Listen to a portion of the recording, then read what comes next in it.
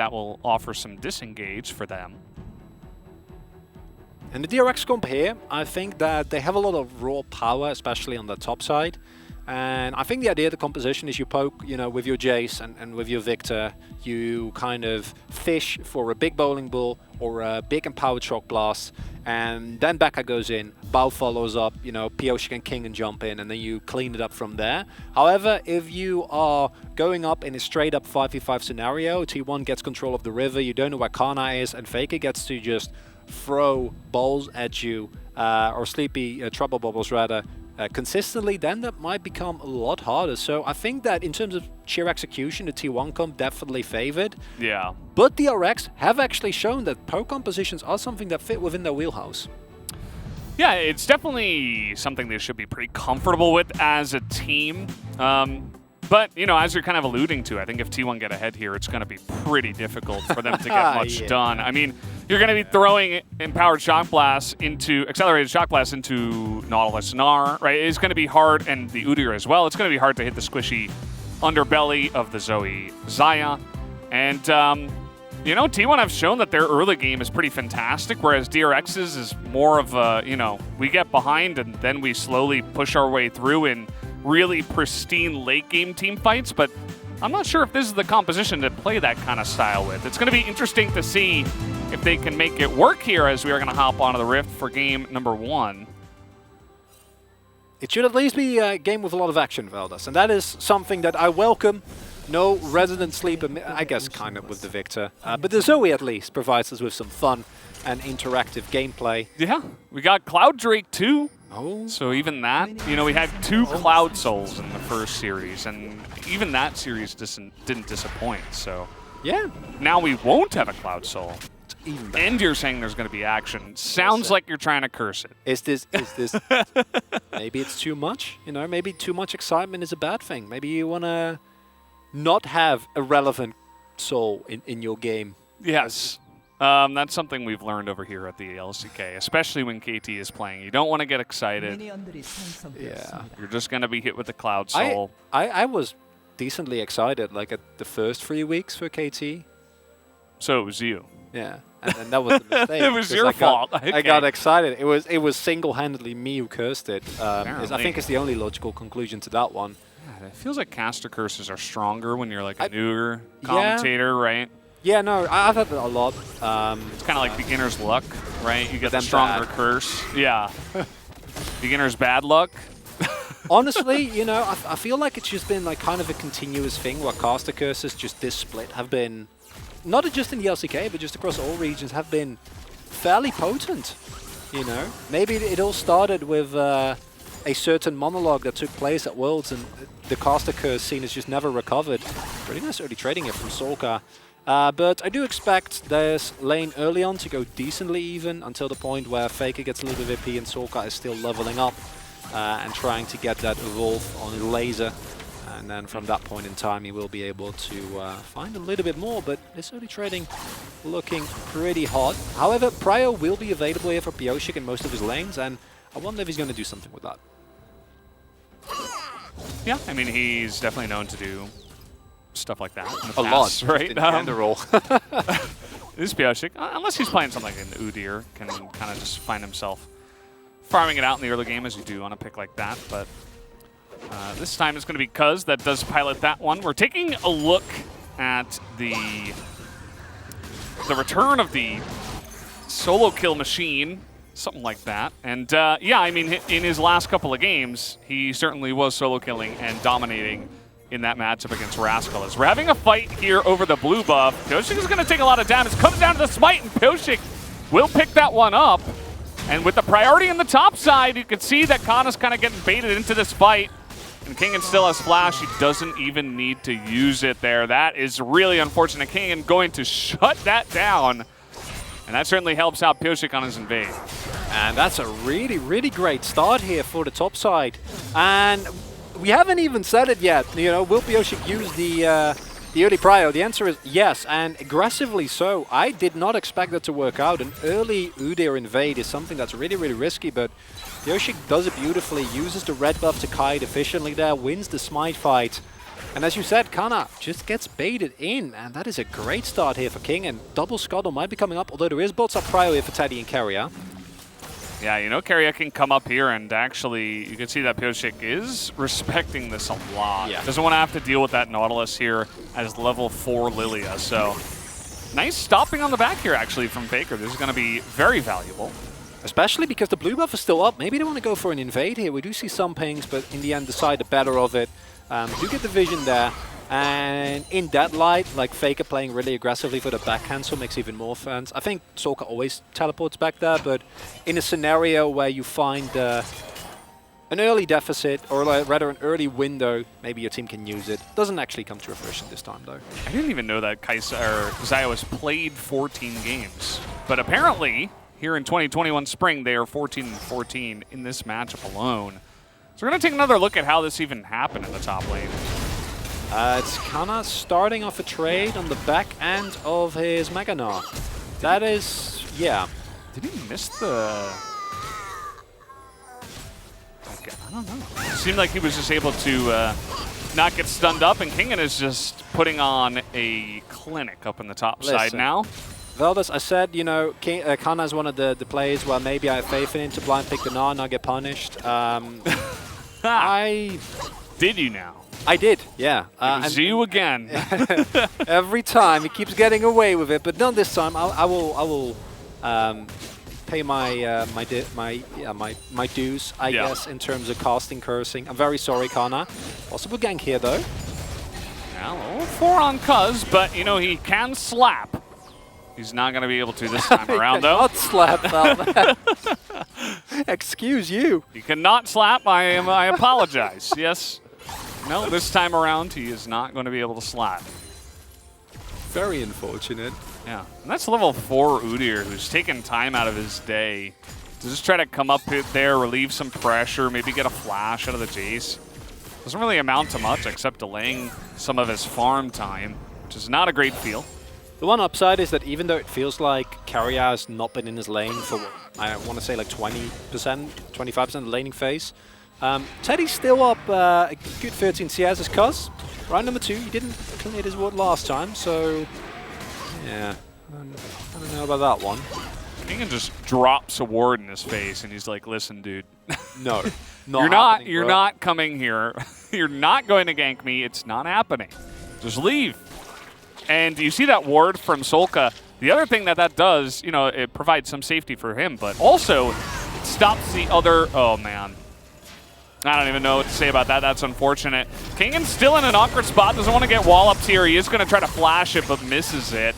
And it ends up being a kill for Faker in the end. So a really nicely timed roam here. Faker's really trying to help all his lanes right now.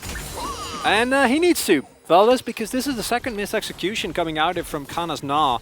And his previous games were against Rascal. Rascal literally still has the highest number of solo kills in the entirety of the LCK. We saw the man solo kill Sion as Cho'Gath. Yeah. That's not okay. Like that's we laughed, but that's not something that should happen. It was glorious. It was glorious. We were you and I, the Cho'Gath fans, watching from home, just giggling. Yeah, we had a great time watching that one come to fruition. But it is something that, like, his performance was really, really good.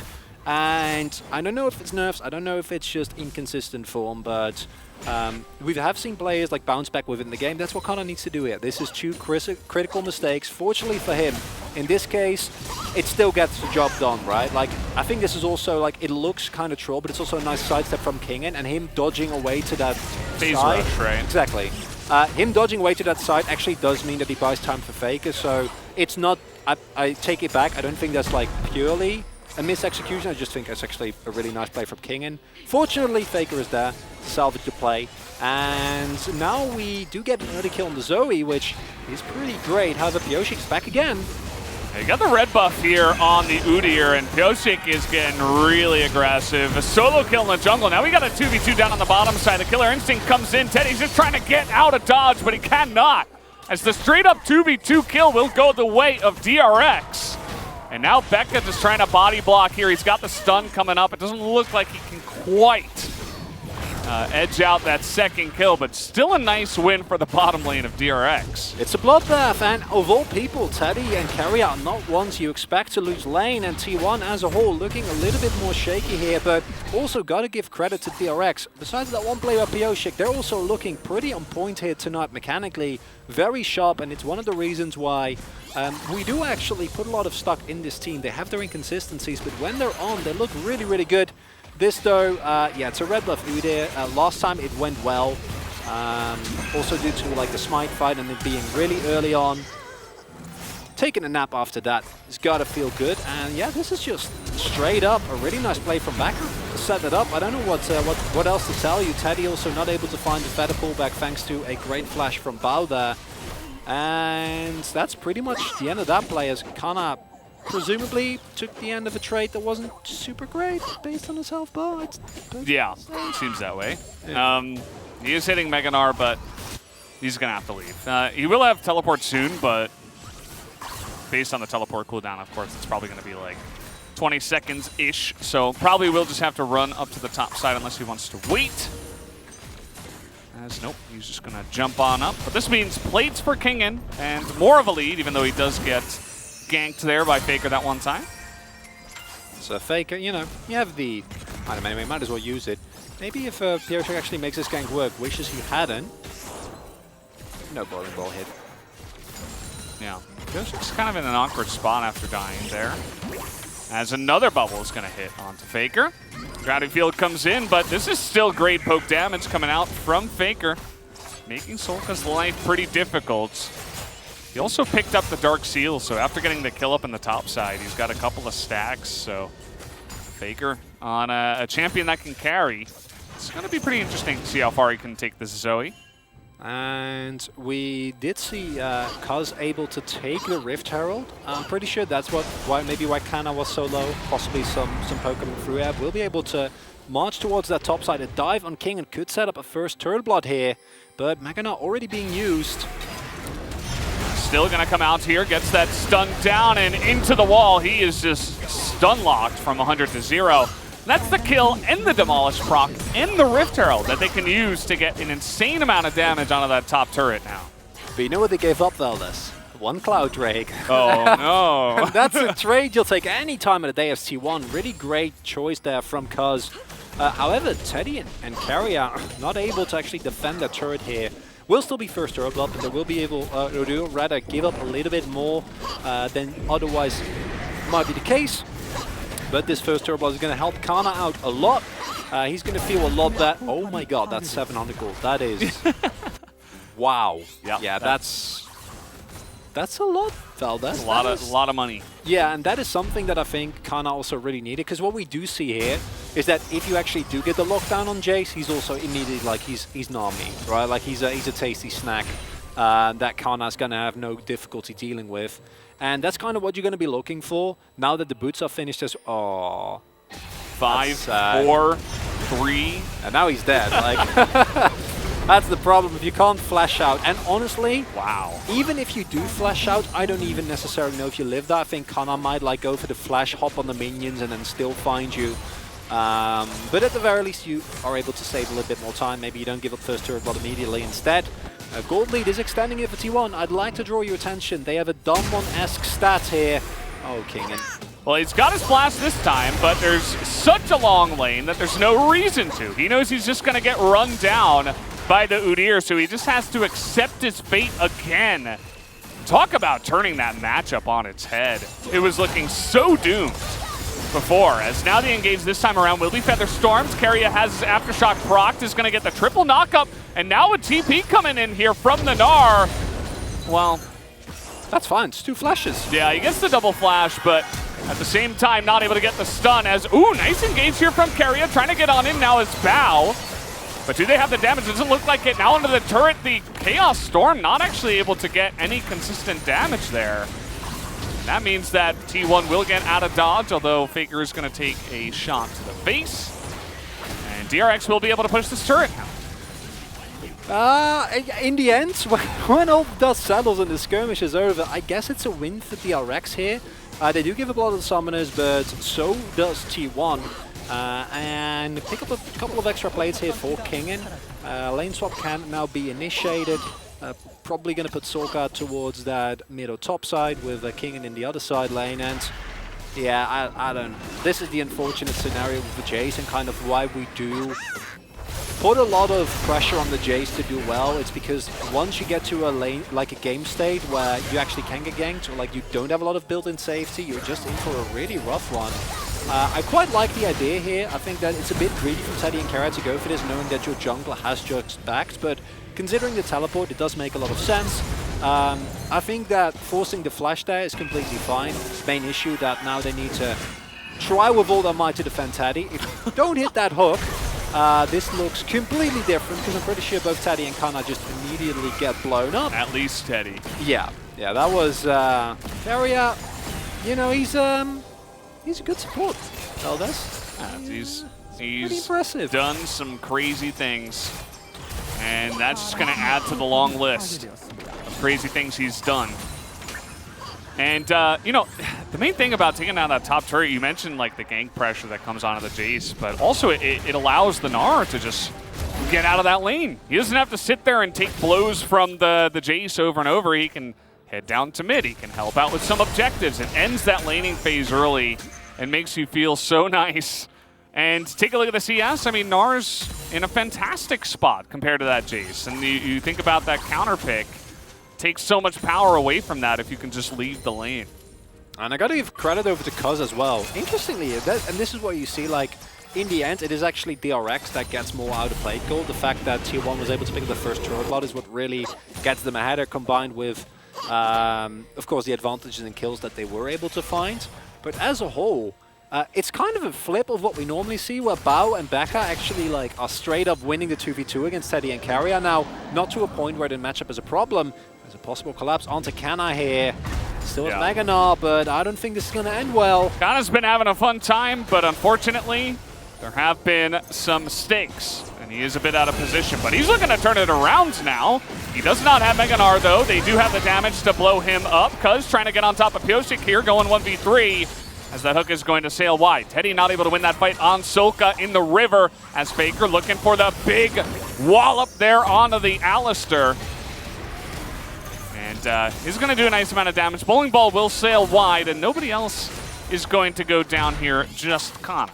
And that's a painful one, because that means a second Drake hit for DRX. And yes, the DRX comp is hard to execute, but this is not a comp that skills poorly. I think Lilia up until 2 to 3 items. Infernal too. Yeah, this is going to be good. And this is just straight up, you know the Drake is coming up, and we see this time and time again. Normally, I think a straight up like dog pile towards you as a top laner can feel kind of bad. In this scenario, you should know it's coming, because you know that DRX is going to try and contest this Drake. The subsequent play then, trying to make it work here without your main 2 damage dealers, just Cuz and Carrier, is not really going to happen. As you see, the moment that Faker comes in, they do actually have damage, but at that point, Cuz is chunked, Teddy is chunked, and they can't actually contest. And DRX's comp, individually they skill very well. Victor, self-explanatory, same for the Kai'Sa. As said, I think Pyosik's utility remains viable throughout the entirety of the game. I think up till 2-3 items, he also keeps like increasing in strength. Whereas T1, I think the front-to-back comp is super duper strong, but you do need to execute it well. You're down 2 Drakes, and if you know, have another mistake like that, and you give over a soul point, then all of a sudden this game becomes super contentious, and maybe the pressure a little bit mounting here for T1, but I think Kingen is in trouble again. Yeah, well, with the teleport coming in here, they are really looking to bully this Jace down. They're just going to wait until Kana simply pushes the lane. Kingen, no escape for him, and he knows it. Just trying to do as much damage as possible before he does go down. What can DRX get on the map while this is happening? Well, I suppose a turret for Solka up on the top side, so they trade a kill on the bot for a turret on the top. And normally you feel good about this because you're forced to teleport, but it's Faker, and he has unsealed spellbook, so not as good as usual. Got him. As now, Cuz thinking about it, doesn't have his chem tank, so not going to be as solid of a dive. So they're just going to go ahead, take down that mid turret. Solka doesn't join up here. He's got teleport, but doesn't care. Maybe would have teleported if the dive did happen, but for now he'll just continue pushing. The key takeaway here, though, is that T1 is not actually able to find the early game leads that we've seen him take again and again and again against a lot of other teams against DRX. And DRX is a team that, if we look at the wins that they find, it feels like they kind of come out of nowhere. It feels like DRX is losing the game up until the point that they're not, right? And plays like this, really, really nicely set up, just a lot of pressure in side lanes, but outside of a kill, on Udyr of all people, it doesn't actually get you a lot, right? You also don't invest a lot. It's a one-for-one trade into the turret, so it's fine, but this is not going to be what wins you the game, and I want to see T1 actually be able to turn these kind of plays into more than just an outer turret. I want to see Drakes, I want to see Barons, or I want to see more kills come from it, because otherwise, I think DRX is going to be at a point in the game where normally other teams would lose, and then they somehow find a pick and win the game off of that, because that's what they've been doing throughout the entirety of the split. Yeah, and you know, I saw you rubbing your hands there when we had the Infernal Soul, because it means so much for this game, right? Yeah. I mean, every single Drake even. But especially because DRX were able to take these first two, and even just one Infernal Drake, which, again, is awesome, it gets them to Soul Point, which will maybe just be lights out. I mean, you talked about the amount of scaling and damage that they have. Yeah, no. One accelerated shock blast hits a good target, even a bad target, right? Like a tank. You're still doing insane damage with Infernal Soul. So that threat is going to be there. All of these fights are really going to decide, you know, who is going to be taking this game. And so it's going to create a lot of action. And that's really what we're here to see. Keria is, he's got an angry cow on his back. Faker going to hit a huge amount of damage, actually. Note his itemization. Banshee's Veil first after the Verdant Barrier against Lilia Victor. Take notes, guys. You don't always have to rush your Mythic. And in this case, seems to be definitely the right choice. We've actually seen a lot of more experimentation with that, right? We, of course, have Ezreal, who doesn't even need to build a Mythic necessarily.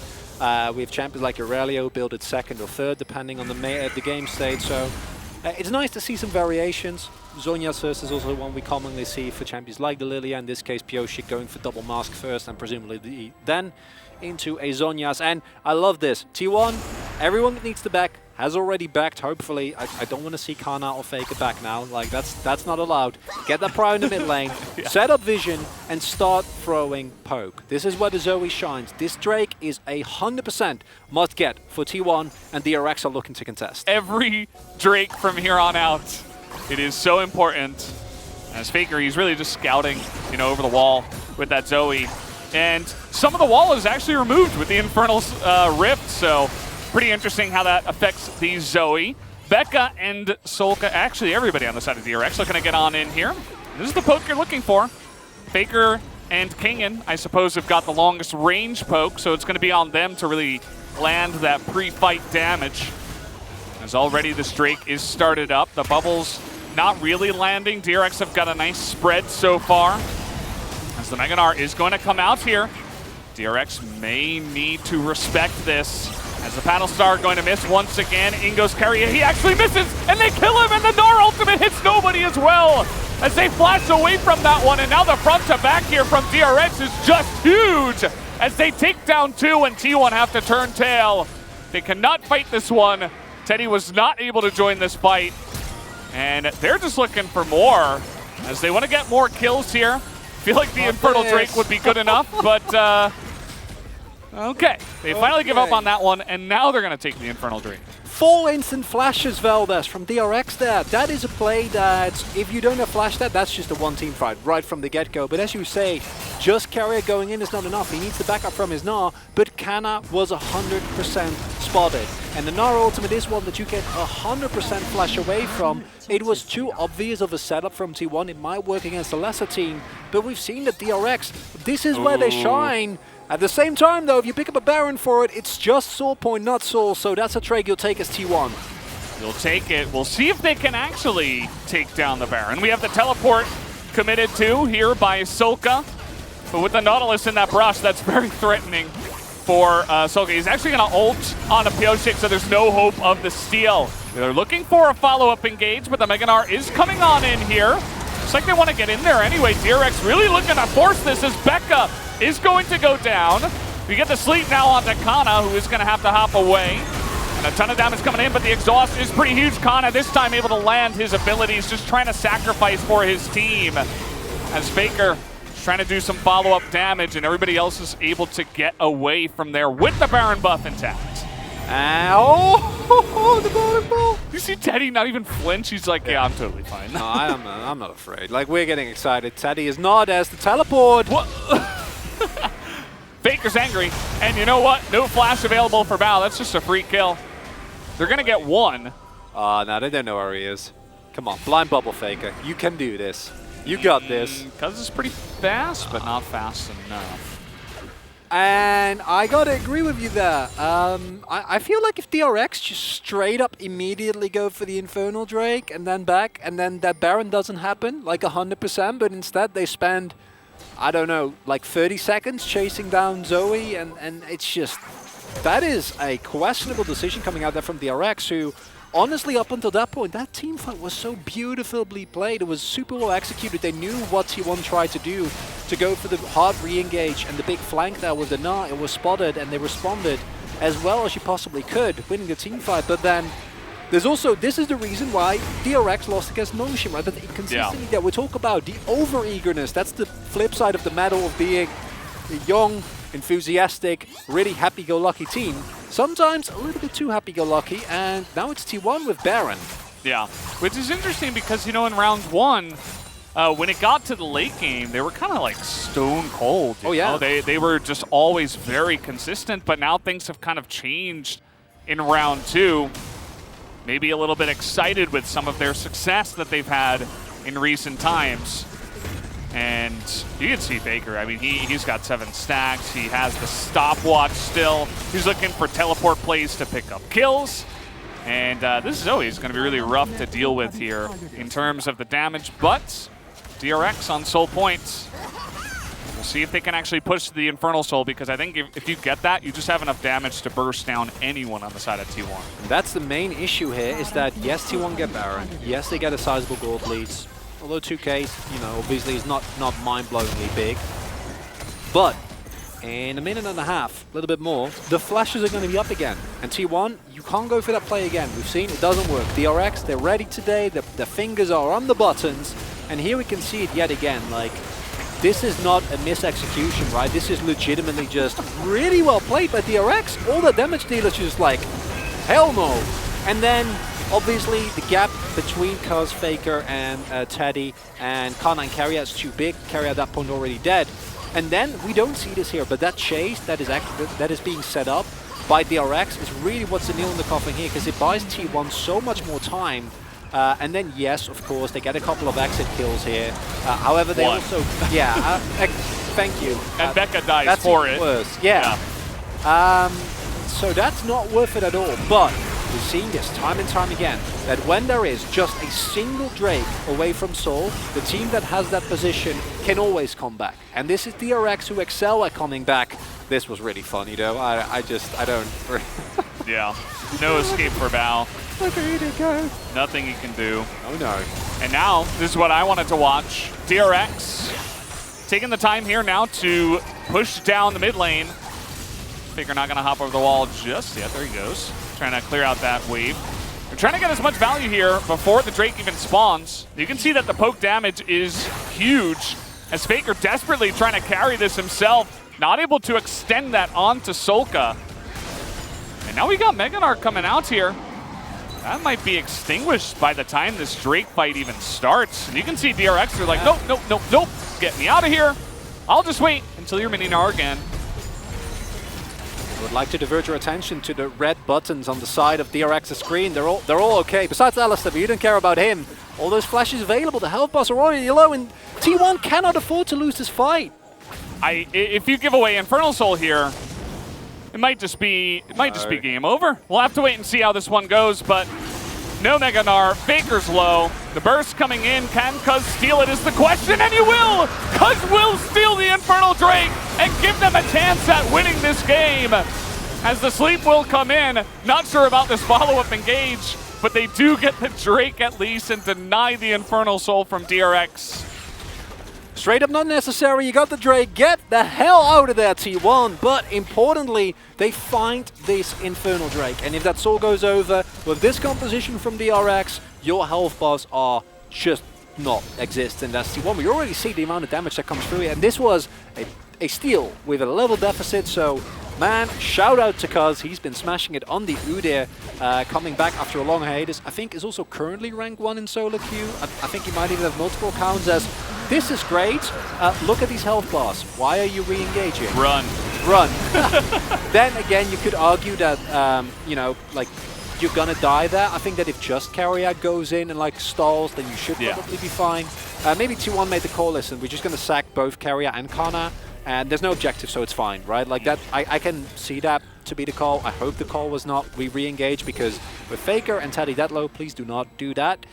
And now, as T1, it feels weird, but they've bought themselves another 3.5 minutes, but with the just power on the side of DRX and how well they're executing these fights, I do not actually know if T1 is favored in a late game scenario here, gold lead or not, and this is a knife's edge game here, Valdez. Yeah, this is a great start to what could be a 3-game series, even if it's not. I mean, these games, this game at least, I mean, it's not disappointing. It's XT1 too, and also DRX who love 3-game series. So like, let's be. I'm hoping for free, man. We better have it. We better get it. Teleport committed to here. That is Faker. Again, he does have the unsealed spellbook, as you mentioned before. A little bit of KRM, you know, he got this Baron up, so with the amount of damage on both sides, actually, you got to be careful for either team to just rush it down. Teddy is going to have to life seal up a bit here. And with not much vision, Cuz got a really nice control ward up there. I believe that was him at least that placed this one, so it spots them in the river for now. Ooh, Faker finds Solka, but not going to go for it just yet.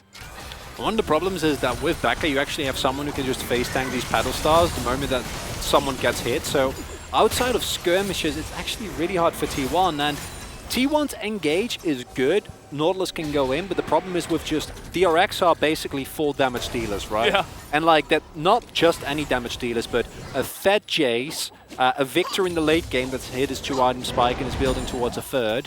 Bao, which honestly is self-explanatory, and Theoshik, who is also what looks like not going for a Zhonya's, but going for a straight-up Void stuff as his third item. So like I love it, actually. Yeah, they're there, and that means that if T1 engages and it's not a straight-up win of the fight, and that's why they're so hesitant, you just get blown up, right? You lose because they will flash away, and then their kite back is absolutely disgusting. Yeah. So T1 needs to find DRX out of position. But DRX have actually been super diligent at now not getting caught out of position. Yeah, no, you're exactly right. I was just laughing at the B. No, he looks very happy. Yeah, he does. I mean, yeah, that's. Listen, I can talk about what these two teams are doing, but in the end, it's about the players, you know, having a good time, because that's the DRX buff. Yeah, right? Like that is. The happier they are, the better they play. You know, he's being the happy bee on comms right now, so should be keeping them calm. Becca misses the scam on the ward, actually, in the river. Pretty cute position. So they know they're not on Baron, so T1 never have to engage here.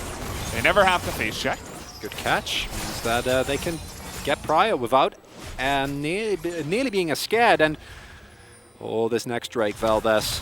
Yeah, here we go again. Oh boy. Third time on these Infernal Drakes. Every single one has been a banger. We'll see how this one goes. Faker trying to get some poke damage done before the fight begins. But it's so rough because even when they land that bubble, you just throw out a shock blast and deny them from following up.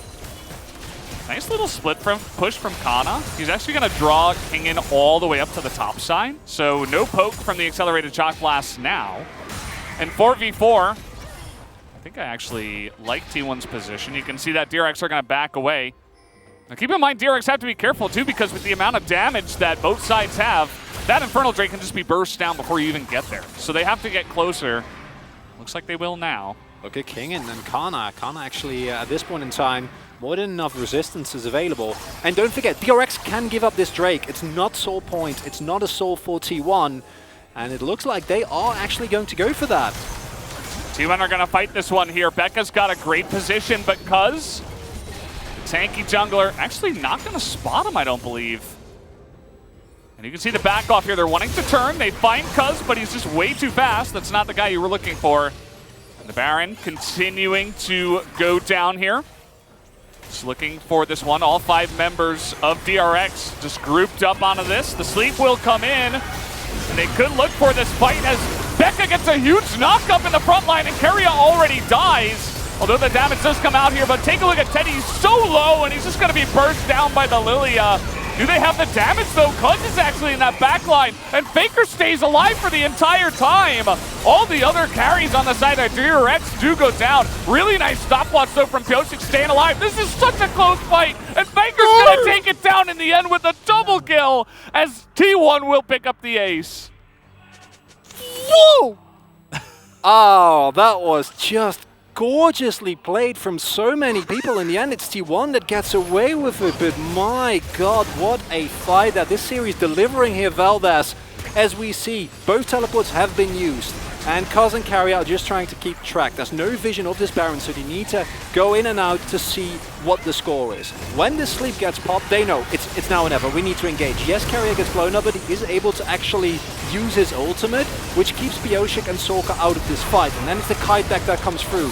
Yes, Teddy gets blown up, but he deals so much damage. Kana buys some space, and there is the best League of Legends player of all time that's still alive on his Zoe. The fact that Pyosik lives here is not okay. Like, I just want to reiterate that. Like, that's no, that should not have happened. Regardless, with all the flashes, at that point in time as Zoe, it's just like a, you know, you're in a carnival and you can get everything for free, and you can flash and you can dash and you can pick up as many summoners as you like. And it's T1 who gets the Drake, wins the fight, and doesn't give DRX the Baron. They gain so much from that, and really the biggest key for me there was the ultimate from Kana into the wall on Bao. Yeah. You know, Bao with the early killer instinct, which we've seen be actually killer to the Kaisas more often than not. You got to be really careful in the late game scenario when there's so much damage on the board. Like, you get out of position for a split second, you're just dead, right? Like, you're just not going to do any damage. It's one at Cathian Rain, and he just dies, because he gets ulted into the wall and then Faker blows him up. As this might just be the fate of Sorka, although that bubble is going to miss. The damage not quite there. The flash though from Teddy is enough. And they nearly get Becca on the back side of this. T1 are just, they've got some nerves of steel right now. But that's a lot of poke damage on a Teddy. He's going to have to get some health back here. Yeah, that shock blast is really big because it means that T1 can't just immediately engage. Kana didn't have the teleport available there. I don't actually think they can go for this. It looks like they might choose to do so. They are going to go for it. There is the spot. They know that this is happening. Poke is available. Yep. You see DRX pretty hesitant to get on in here. We'll see if the Alistar, he gets knocked up out of the Hex Splash. Not sure if he was actually going to commit to that, but man, that just puts the nail in the coffin on that idea. As okay, we got some poke coming out here from DRX. Trying to stop them from coming on in here. Faker, a little bit of an awkward spot. In comes Bao. They're looking for the follow-up engage. They have enough damage to immediately take out Lilia, and Faker is just stacking up the kills at this point in time. Just smurfing it here in this game number 1. That is quite the performance coming out from T1 here. They get the Baron, they get away, and this is going to line up perfectly. This Baron is going to time out exactly as they get to the third Infernal Drake, Valdez. And honestly, this is just Keria, right? That just absolutely smashes that. I'm not sure how that bubble missed. I don't know if Sorka, like, I guess it was just a straight up miss. It looked very weird because Keria was kind of blocking the view. Here they try and go for a big counterplay. I think as Pyosik, once you miss that, actually you don't have ultimate, so like even if you do hit the bowling ball, you do not want to commit there. You should just not do that. Thank you very much. And now T1 are going to be able to shove in the lanes, possibly break an inhibitor or two, because their siege at this point in time with a 7-0 Faker is not fun for DRX. As look at Teddy. Yeah. He doesn't even have flash right now. He's just, this is my rift. I'm going in there. It cannot stop me. Takes a hefty amount of damage as well. The confidence on Teddy is really fun to see, because even though his KDA isn't very good, I feel like his aggressive play forward does actually buy a lot of space.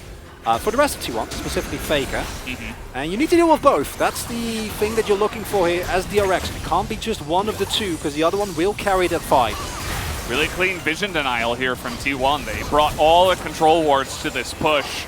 And there is just nothing, there's no way for DRX to see what direction Faker's going to come from. So this is just like Zoe's playland right now. She can do whatever she wants. And she's going to do stuff like this. 2 Infernal Drakes. That hook was a little bit doomed. Pyosik though, okay, he's going to get the sleep, but he immediately dies. 0 follow-up from DRX. That's going to be the front line going down. And T1 looks like they may have just opened up this game. And we'll be able to take this down unless we have the insane stop from DRX. It's a 7-man sleep from Pyosik there. Jokes aside, you can't follow up there. The front line is too big. Oh no. Now they're just getting pounced on here. Bao not able to get out of dodge because he's just even going to live. As Bao's doing some crazy things, as the Kaisa does here in the late game. But at the end of the day, he goes golden, and then he goes gray screen. As Becca will survive, but at the end of the day, DRX will not. T1 picks up a huge win in game number 1, and that was insanely close, but the nerves of steel of T1 pushed them ahead for the victory.